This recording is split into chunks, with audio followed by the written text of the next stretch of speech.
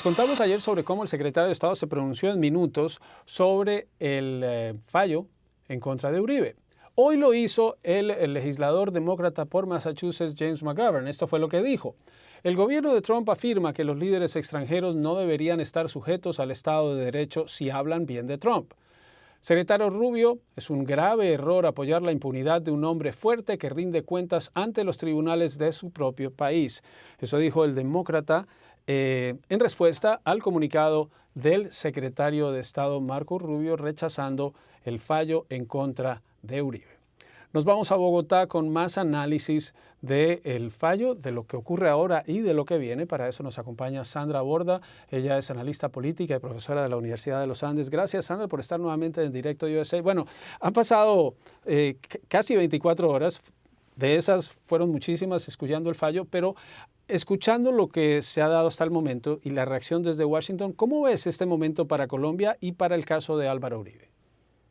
Pues Juan Carlos, yo creo que este fallo va a producir dos efectos concretos que es importante tener en mente. El primero de ellos es algo que no va a producir y es que no va a cambiar las preferencias electorales de la gente en Colombia. Yo no creo que haya ningún uribista o partidario de la derecha que vaya a dejar de serlo por cuenta del resultado del fallo, ni va a haber ningún militante en la izquierda del país que vaya a apoyar o a dejar de apoyar a Iván Cepeda y a la izquierda por cuenta de este fallo.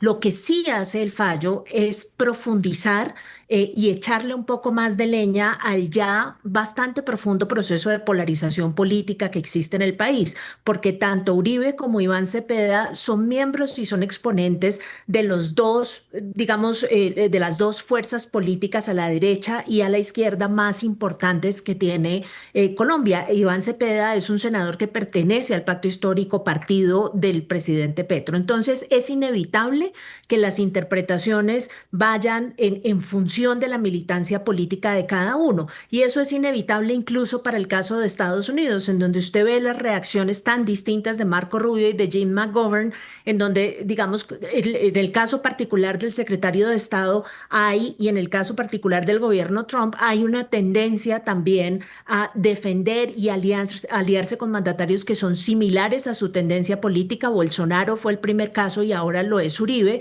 y de alguna forma cuestionar las instituciones que después de un proceso judicial los encuentran culpables.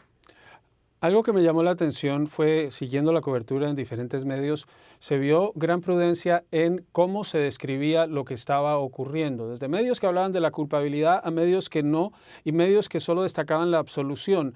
Esa prudencia no es característica en los medios en Colombia. Ayer se vio, este tema es muy sensible, había quienes estaban siguiendo la decisión en la calle, en televisores, en parlantes. Esto, a pesar de que algunos dicen Álvaro Uribe no tiene el poder que llegó a tener, sigue siendo una figura central en la política del país. Sí, por supuesto. Y creo que parte de la mesura y parte de la cautela con la que se manejó esto tiene que ver con el momento político en el que está Colombia. Estamos en la antesala a las elecciones presidenciales del próximo año y nadie quiere cometer el error de, como digo, echarle más leña al fuego ni profundizar la polarización y entre otras cosas, incluso las fuerzas políticas están siendo tremendamente cautelosas con esto porque saben perfectamente que cualquier posición que adopten en este momento es algo que va a afectar sus posibilidades para la elección del próximo año. Entonces, si usted se da cuenta, por ejemplo, Juan Carlos, no hay un movimiento masivo del centro democrático de respaldo fuerte a la posición del gobierno de Estados Unidos en este momento, porque saben que si esa posición de Estados Unidos se traduce después en un crecimiento de los aranceles exagerado para Colombia o en una desertificación por nuestro comportamiento en la lucha contra las drogas en septiembre, es muy probable que haya partes de la sociedad colombiana que los culpen a ellos por haber asusado esa posición de Estados Unidos. Entonces creo que todo el mundo está actuando con mucha cautela, incluso el mismo presidente, que ha sido una persona que ha minado la independencia del Poder Judicial y que ha atravesado las barreras de la división del poder durante su mandato. Ayer lo escuchaba usted hablando de respeto al Estado de Derecho y de respeto a la división de poder. Entonces, digamos, digamos, aunque no es mucha la legitimidad de lado y lado para invocar este tipo de recursos retóricos, de todas formas, sí es loable que le estemos bajando un poco el volumen al efecto en términos de polarización que puede producir este fallo. Hay un dicho en la política estadounidense que toda la política es local. Y uno ve la reacción se da, por ejemplo, legisladores del sur de la Florida que tienen un importante respaldo de colombianos ciudadanos en Estados Unidos. El senador Bernie Moreno, quien acaba de entrar al Senado, pero es una figura cercana a J.D. Vance, ha estado involucrado en el tema. El senador Marco Rubio, que estuvo en la Comisión de Relaciones Exteriores, que tiene vínculos directos con Colombia, pero esto no trasciende a nivel de Estados Unidos, ni trasciende ni siquiera del mismo Trump como lo hizo con Bolsonaro. La reducción de ayuda, las consecuencias que puede haber en medio de este proceso cuando se ha destacado. Esto es apenas primera instancia. Uribe fue declarado culpable, pero todavía tiene muchos mecanismos para que esto sea revertido. Sí, yo creo que hay dos cosas que diferencian el caso de Colombia del caso de Brasil. Creo que para empezar, la figura de Bolsonaro es una figura muchísimo más cercana al presidente Trump que la figura de Uribe. A pesar de que Uribe y el Centro Democrático tienen simpatías en el establecimiento estadounidense, la cercanía personal en realidad no es tanta, entonces no creo que vaya a haber una intromisión de la misma naturaleza que hubo con el alza de los aranceles en el caso de Brasil.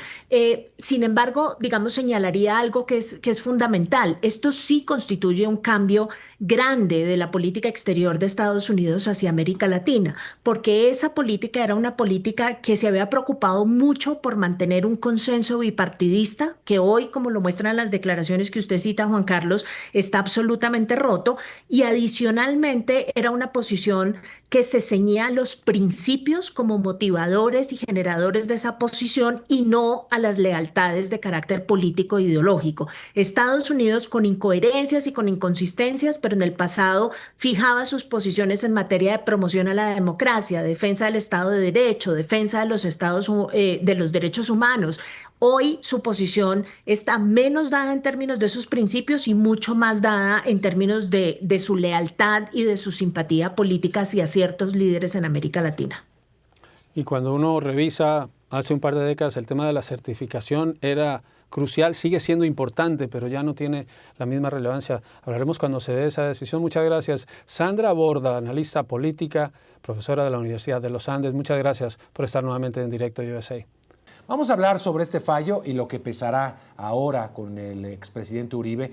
Y le doy la bienvenida a Francisco Bernate, abogado, penalista. Él está en Bogotá, especialista, por supuesto, aunque en este caso, pues un tema inédito. Nunca antes se había registrado en Colombia, Francisco, un caso como el que estamos viendo y documentando.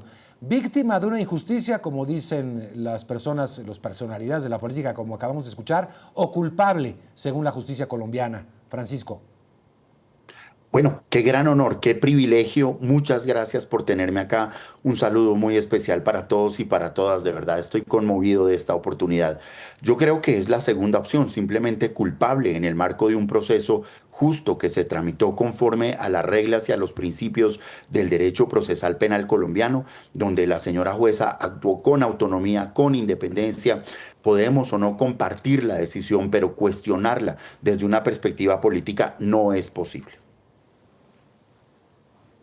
Ahora, apelable y hay se provocó mucha polémica dentro del juicio, obviamente por obvias razones, se trata del exmandatario, pero también por otros elementos que se presentaron a lo largo del juicio, como escuchas o grabaciones que en su momento pudieron haber sido consideradas como ilegales, algo que ya no prosperó, pero sí tenía este tipo de elementos, abogado.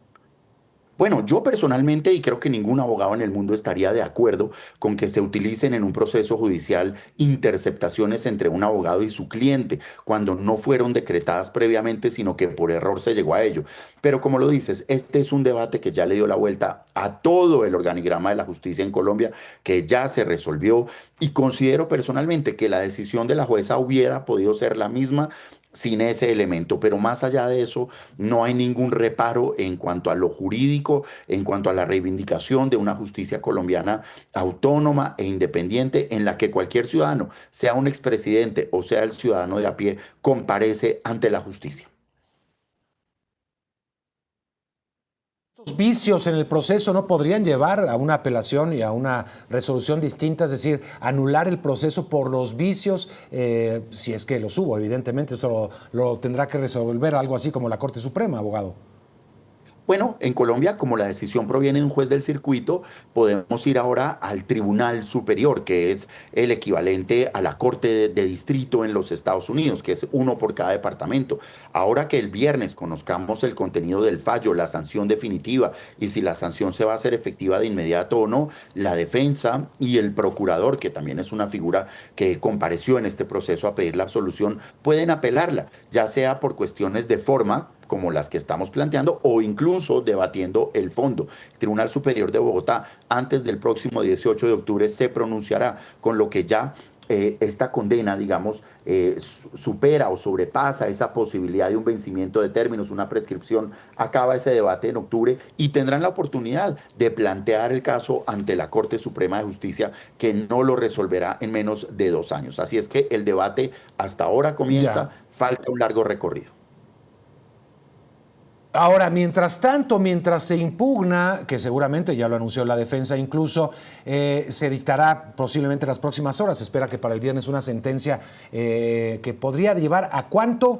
¿Y qué pasa con esa sentencia y estos tiempos de la impugnación? ¿Estaría en firme la sentencia mientras tanto, abogado? Bueno, muy bien, los términos de la posible sanción en Colombia estarían entre los 7 y por mucho los 9 años de prisión. Prisión que no se cumple de manera intramural, sino que lo podrá cumplir desde su domicilio, porque así lo establece la legislación colombiana, que a su vez establece que cuando se impone una privación de la libertad, la misma no se hace efectiva hasta que el último de los jueces no se pronuncie. De manera que conoceremos la decisión, conoceremos el monto de la condena, que estará entre los 7 y los 9 años, pero que en cualquier caso no pagará en una cárcel, sino en su lugar de residencia cuando todo este recorrido procesal termine. Ahora, esto quedaría en suspenso la sentencia si es que se llega a la apelación. Correcto, la legislación colombiana establece que cuando la persona ha comparecido a las diligencias, ha estado presente y demás, no hay ninguna razón para privarlo de la libertad hasta tanto la decisión no sea definitiva, porque se sigue presumiendo y tratando como inocente, de manera que si este estándar que rige en todo el continente americano se cumple, el expresidente Uribe no estará en prisión domiciliaria desde el viernes, sino hasta tanto no se acabe toda la discusión. A ver, ¿y cómo explicarle al auditorio que está fuera de Colombia? Porque todo esto surge de un proceso sobre los posibles vínculos del expresidente Álvaro Uribe con fuerzas paramilitares. Esto no se trató de eso, es decir, es consecuencia de, pero no se trató específicamente de este tema también tan sensible. Correcto, no se trata de este tema tan sensible, se trata efectivamente de una investigación por presuntos vínculos con grupos paramilitares en la que el expresidente Álvaro Uribe denunció al senador de la República y probable candidato presidencial Iván Cepeda de presuntamente estar presionando a personas para que dieran un testimonio. La Corte Suprema de Justicia no abrió investigación contra el senador Cepeda, pero abrió una investigación por la posible manipulación de testigos, personas que habrían ofrecido beneficios jurídicos a cambio de presentar ciertas declaraciones. Por eso, esta condena es por el presunto delito de soborno a testigos y fraude procesal, que en Colombia significa inducir en error a un juez. De manera que se trata de la presunta manipulación de testigos que se le atribuye al expresidente Álvaro Uribe Vélez, quien habría actuado por conducto de un abogado que próximamente igual conoceremos su suerte jurídica, el doctor Diego Cadena. Ahora, esto lleva consecuencias obviamente políticas, estamos hablando obviamente de personajes altamente políticos, de alto perfil político, aunque estamos hablando de un tema técnico aparentemente y jurídico, pues tiene consecuencias políticas. Ya lo decía, muy posiblemente el senador podría ser candidato a la presidencia, me refiero por supuesto a Iván Céspedes, y ya lo ha dicho en las últimas entrevistas que he escuchado que ha dado a algunos medios locales, que está analizando esa posibilidad. Sin duda, esto pues también contamina la escena política rumbo a las elecciones del próximo año, Francisco. Sin lugar a dudas, tú lo has dicho, este es el caso más importante por lo menos en lo que va de este siglo en Colombia. Nunca un presidente de la República había estado sentado en el banquillo de los acusados y menos condenado en Colombia. Entonces, sin duda es un fallo jurídico, pero con consecuencias políticas en un país que como el nuestro ya está en la campaña para la presidencia de la República. En marzo estaremos eligiendo la primera vuelta y en junio estaremos eligiendo a nuestro presidente. Ya el senador Iván Cepeda anunció que quisiera participar de la contienda electoral, o por lo menos lo está evaluando, y por supuesto que esa inmensa mayoría de la población colombiana que acompaña al presidente Álvaro Uribe Vélez seguramente se va a radicalizar y su voto estará motivado también por esto, y son las mismas personas que hoy hacen esta lectura política de un fallo jurídico. Regresando finalmente al tema inicial, bueno, al tema que dio origen a todo esto, que es esta acusación. Digamos que Iván Cepeda pasa de acusado a acusador. ¿Ese tema sigue todavía el análisis o jurídicamente me refiero al tema de los nexos con los paramilitares por parte del expresidente? Bueno, es un asunto que ha estado ahí. De hecho, hoy el presidente de la República lo invitó a considerar someterse a la Jurisdicción Especial para la Paz, pero son investigaciones que nunca han prosperado, que al final la condena se da por este evento puntual y no tiene que ver con una investigación por paramilitarismo. Por supuesto que el tema está ahí, pero yo considero que eso ya no va a avanzar más. Esta era la decisión que, digamos, el país estaba esperando, es la que viene, y ahora vendrán las instancias, las apelaciones y el debate continúa. Bien, pues Francisco Bernate, abogado, penalista, especialista en este tema, gracias y seguiremos, si me permite, en contacto porque esto todavía, como nos ha explicado perfectamente, todavía continúa. Gracias y hasta pronto.